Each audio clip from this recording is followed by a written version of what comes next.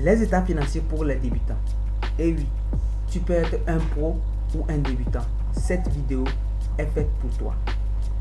Sans passer les écritures, sans passer par la balance, je vais montrer à travers les analyses simples comment présenter les états financiers.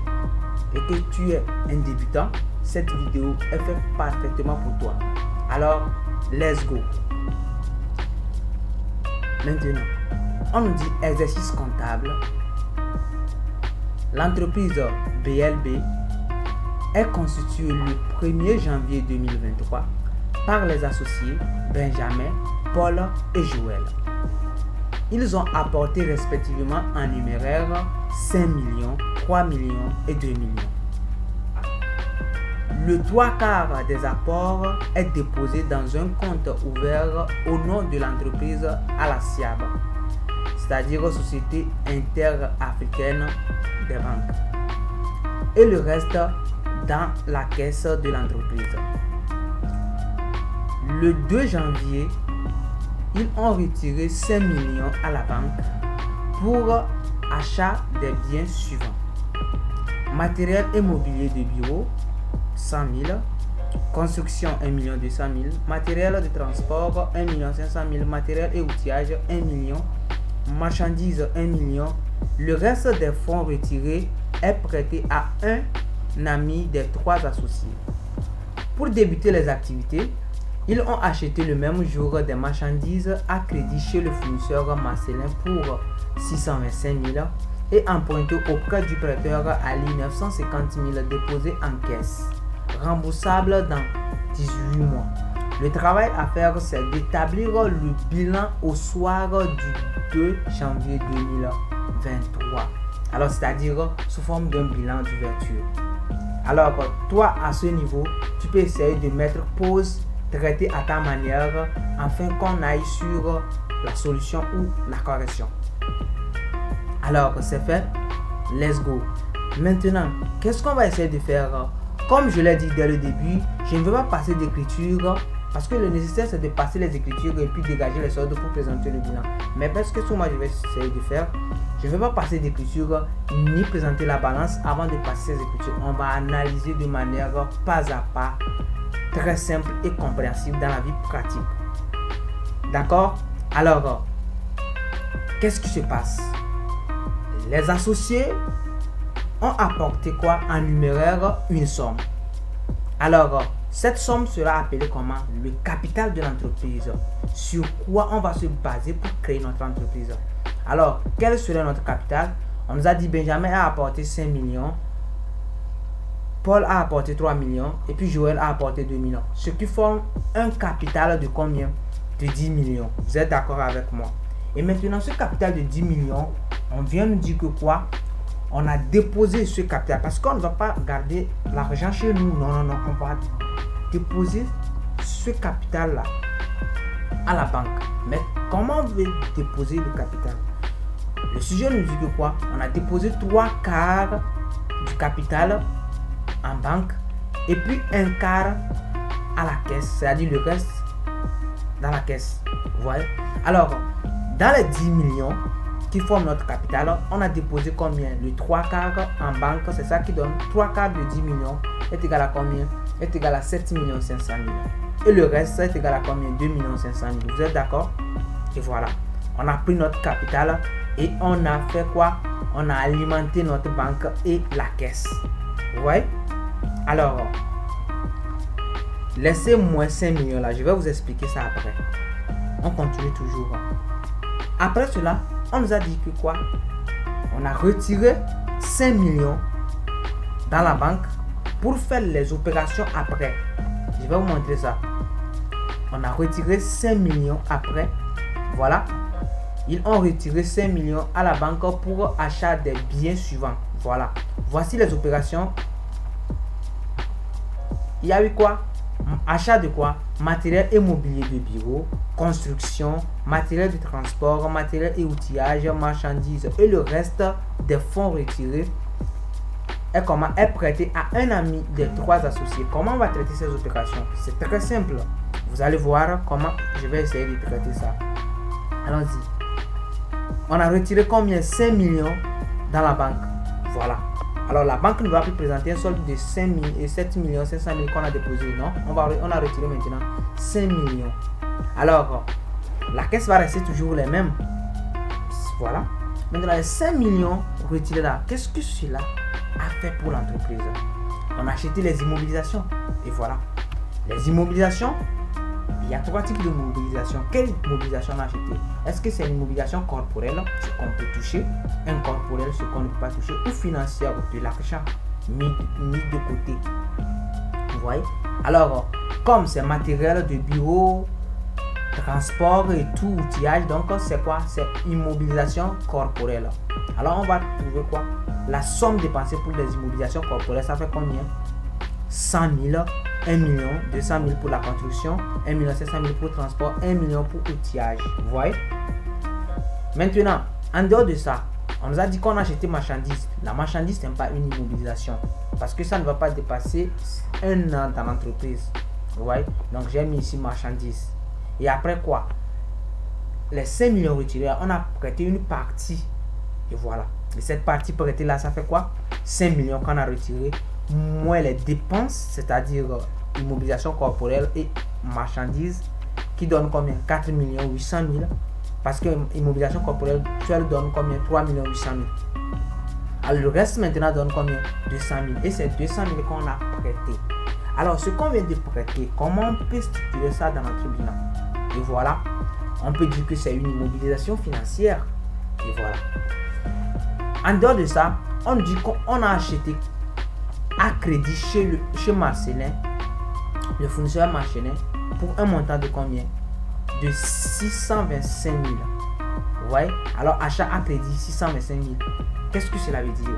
On a une dette. Comme on n'a pas réglé, vous voyez, achat de marchandises là. Est-ce que j'ai un fournisseur là-bas? Et non, on n'a pas de dette envers le fournisseur. Bien sûr, certes, il y a le fournisseur, mais il n'y a pas de dette. Vous voyez? Alors ici, c'est achat à crédit. Donc, il y aura quoi? Dette envers le fournisseur. Alors, le fournisseur là va présenter un solde. Après, il y a eu, le même jour, il y a eu quoi? Un point auprès de Ali.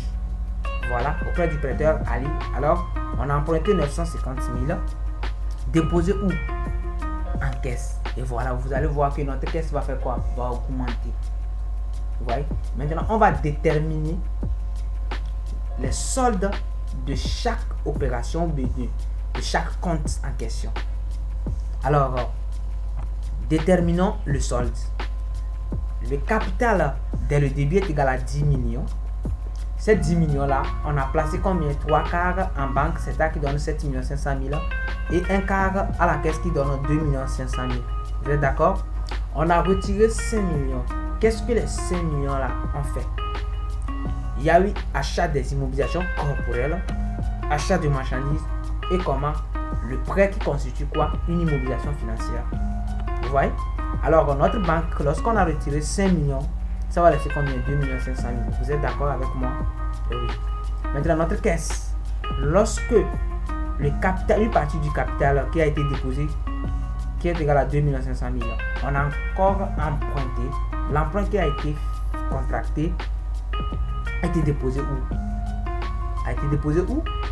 Dans la caisse. Et voilà, notre caisse va augmenter. Vous voyez? Voilà, l'emprunt va augmenter notre caisse. Donc, on avait 2 500 000 maintenant. On vient d'ajouter 950 000. Alors, ça donne combien? 3 450 000, sauf erreur de calcul. Maintenant, vous voyez d'abord, ressources d'abord, c'est le capital. Le capital a alimenté la banque et la caisse. La banque, à son tour, a alimenté quoi? Les immos, marchandises et comment? Les immos financiers encore. Et puis ça reste combien? 2 500 000. Vous voyez? Alors la caisse, non, on n'a pas utilisé la caisse pour faire certaines dépenses. Alors ça reste toujours la même. Mais plutôt, on a encore augmenté notre caisse en empruntant. Vous voyez? Donc c'est ça. Alors, vous allez voir que chaque opération qui vient s'aggreffer sur la banque ou soit sur la caisse va présenter un solde pour l'entreprise. Soit que c'est une dette, soit que c'est quoi? C'est un bien. Alors, on va aller d'abord pour les immobilisations corporelles. Les immobilisations corporelles, c'est quoi? C'est un bien. pour l'entreprise. Alors, l'immobilisation corporelle, son solde, voilà, nous sommes au niveau de détermination du solde. L'immobilisation corporelle, ça fait combien? 3 800 000. J'ai déjà décortiqué ça en haut. C'est ça ici. Voilà. Vous voyez, non? Alors, revenons maintenant. En dehors de ça, les immobilisations corporelles, il y a eu quoi? Il y a eu marchandises. C'est marchandises ici. Alors, la marchandise, est-ce qu'on va dégager son solde ici? Non. On va juste présenter le résultat avec la marchandise. L'achat de marchandises ou vente de marchandises, tous les dépenses, les charges et les produits, on va mettre ça à part, présenter le résultat, incorporer ça où? Dans le bilan. Vous êtes d'accord avec moi? Alors, et on tombe sur l'opération, le solde suivant, c'est quoi? Immobilisation financière. Et oui, ça fait combien? Ça fait 200 000. Vous voyez? Maintenant, l'emprunt maintenant, voilà, c'est ça ici. Son solde est égal à combien? 950 000. On a emprunté d'argent, donc on a une dette envers Ali. Maintenant, le fournisseur achat à crédit. Lorsqu'on a acheté à crédit, alors nous devons à qui? Au fournisseur Marcelin de combien? 625 000. Et voilà. Après, maintenant, on va dégager quoi? Le résultat. Le résultat est égal à produit moins charge. Alors, est-ce qu'on a vendu? Non. Mais on a acheté. C'est pas tout ce qu'on a acheté qui constitue une charge, non. En comptabilité, il y a certains biens ou bien certaines opérations qu'on juge de charge. Vous voyez? Donc, achat de marchandises, c'est-à-dire rémunération du personnel de l'entreprise, transport, vous voyez, dotation, aux amortissements, bien sûr, vous voyez. Donc, c'est ça. Ici, c'est achat de marchandises. Il y a deux achats de marchandises. Achat au comptant, lorsqu'on a retiré les 5 millions, et achat à crédit. Donc, c'est ça qui donne combien? 1 500 000. 1 625 000. Alors, le résultat est égal à 0 moins 1 625 000 là. Alors, on a un résultat ou bien une perte de combien? De 1 525 000. Alors, c'est à chaque moment, c'est à travers les soldes de tout et chacun des opérations qu'on va placer maintenant dans notre fameux bilan. Alors, on va aller dans notre bilan. Je vais vous structurer le bilan. Alors, le bilan, c'est quoi? Le bilan, en quelque sorte, de manière simple et compréhensible, ça trace d'un côté les biens de l'entreprise et de l'autre côté les dettes de l'entreprise. C'est-à-dire le patrimoine en quelque sorte. Vous voyez? Alors, il y a une partie appelée quoi? Actif du bilan, qui est quoi? Qui regorge les biens de l'entreprise. Et l'autre partie appelée passif qui regorge quoi? Les dettes de l'entreprise. Alors, on va scinder ça en deux parties, que ce soit au niveau de l'actif ou passif. Vous allez voir, au niveau des biens de l'entreprise, il y a certains biens de l'entreprise qui ont une durée relativement ou bien plus ou moins longue. Alors pour cela, comment on va les classer?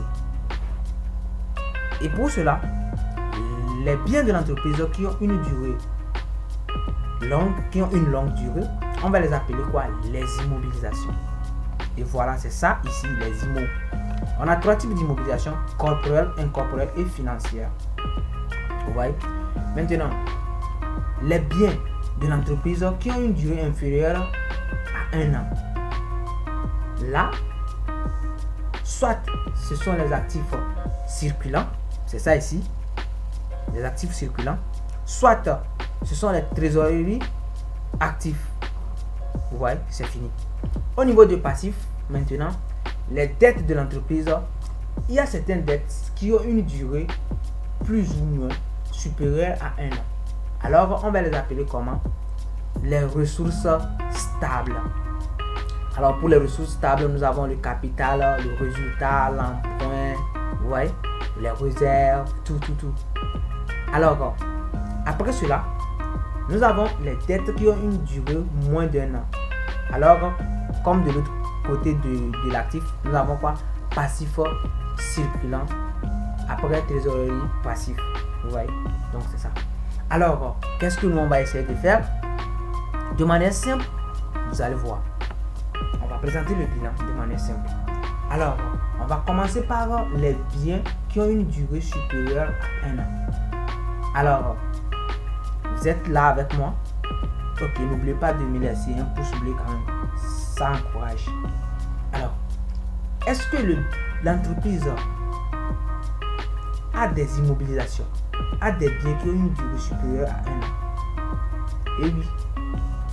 Lorsque l'entreprise a retiré 5 millions, l'entreprise a acheté les IMO. Et ces IMO-là, et voilà, il y a deux IMO. Oups.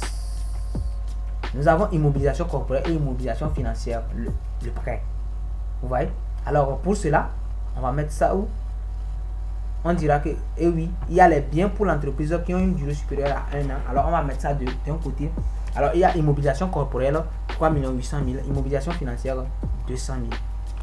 Le total des biens qui ont une durée supérieure à 1 an, c'est ça qui donne, c'est ça qu'on appelle comme un total actif immobilisé, qui est égal à combien? 4 millions. Vous êtes d'accord avec moi? Maintenant, les actifs circulants, est-ce que l'entreprise a vendu à certains clients qui n'ont pas encore réglé? Est-ce que l'entreprise a payé de tous les impôts? Vous voyez? Est-ce que l'entreprise a fait cession de certaines immobilisations?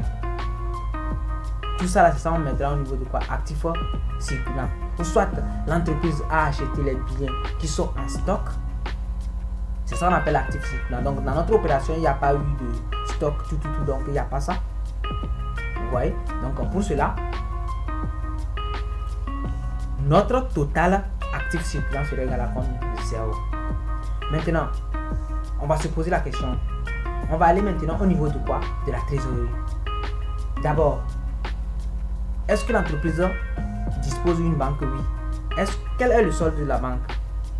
Après avoir déposé 7 500 000, l'entreprise a retiré 5 millions pour les opérations. Alors ça reste combien? 2 500 000. Alors c'est ça, on vient de mettre ici, banque, 2 500 000. Maintenant la caisse. L'entreprise avait déposé à travers le capital 2 500 000. Après, il a emprunté 950 000. Alors, ce qui donne un montant de combien? 3 450 000. Et voilà, on met au niveau de caisse.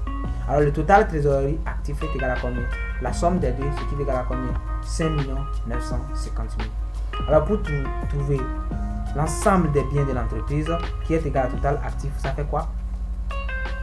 Total actif immobilisé plus actif circulant plus quoi? Plus total trésorerie actif, ce qui donne combien? 9 580 9 millions, excusez-moi, 9 950 000. Maintenant, on va aller au niveau du quoi? Du passif. Le capital. Oui, l'entreprise doit disposer d'un capital. Le capital est égal à combien? 10 millions. Même vous le savez. Le résultat est comment? Est négatif. De combien? De 1 625 000. C'est ça on vient de mettre ici. Est-ce qu'il y a eu les réserves? Tout, non, il n'y a pas eu de réserves. Tout. Maintenant, emprunt. Oui, on a emprunté. Alors c'est ça on vient de mettre ici. Alors l'ensemble de ces trois, c'est ça qui donne quoi? Les ressources stables. Et ce qui veut dire que quoi? On a une dette, ou bien on a les dettes qui ont une durée supérieure à 1 an. Vous voyez, dans notre patrimoine. Maintenant, les dettes qui ont une durée moins d'1 an, alors on vient au niveau de actifs circulants. Est-ce qu'on a acheté chez certains fournisseurs qu'on n'a pas encore réglé? Est-ce que les impôts envers l'État, est-ce qu'on n'a pas encore réglé? Ça reste toujours au niveau des actifs circulants. Est-ce que les personnels qui ont travaillé dans l'entreprise, il y a certains montants qu'on n'a pas encore réglés? Est-ce qu'on a provisionné certaines charges comme provision congé? C'est ça qui reste. Donc ici, il n'y a pas tous ces éléments-là. Alors c'est uniquement le fournisseur, un seul fournisseur qu'on a acheté chez lui et qu'on n'a pas encore réglé, qui est quoi? Marcelin, fournisseur Marcelin. Donc c'est égal à combien? 625 000. Et voilà, on a une dette envers le fournisseur comme Marcelin de combien? 625 000. Alors le total passif circulant est égal à combien? 625 000. Est-ce que trésorerie passif là, est-ce qu'il y a eu découverte? Et oui. Vous allez voir que lorsqu'on n'aura plus de liquidité en banque, la banque va nous alerter en nous disant, en nous donnant quoi? Une ligne de découvert. Alors, c'est à travers cette ligne de découverte qu'on peut essayer de faire les opérations en excédant notre montant dans la banque. On parle de découverte. Ou bien, il y a les concours courant bancaire qui a été contacté. Vous voyez? Donc, c'est ça. Alors, ici, 0. Donc, vous allez voir que total trésorerie passif est égal à quoi? Est égal à 0. Alors, lorsqu'on va trouver maintenant les dettes, vous voyez? Les dettes maintenant, on va essayer de comparer ça à l'actif pour voir il y a l'équilibre. Parce que le bilan, il y a un équilibre qui est égal à quoi? Qui est très capital, qui veut dire le total actif doit donner le total passif. Alors, le total passif maintenant est égal à quoi? Est égal à ressources stables plus total passif circulant plus total trésorerie passif. C'est ça qui donne quoi? 9 950 000. Et vous voyez, total actif est égal à quoi? Total passif. Et votre bilan est comment? Est équilibré. Je ne vais pas passer d'écriture, mais c'est juste à travers les analyses très simples et compréhensibles. Si vous avez aimé cette vidéo, n'oubliez pas de me laisser un pouce bleu. Dites-moi ce que vous pensez de la vidéo en commentaire. Il y a certaines opérations, les vidéos que vous aimeriez que je fasse encore pour vous. Et surtout, n'oubliez pas de vous abonner parce qu'il y a de nouvelles choses qui sont dans les cartons que je vais essayer de faire quoi? De déchirer dans le futur. Alors je vous dis à plus pour la prochaine tuto.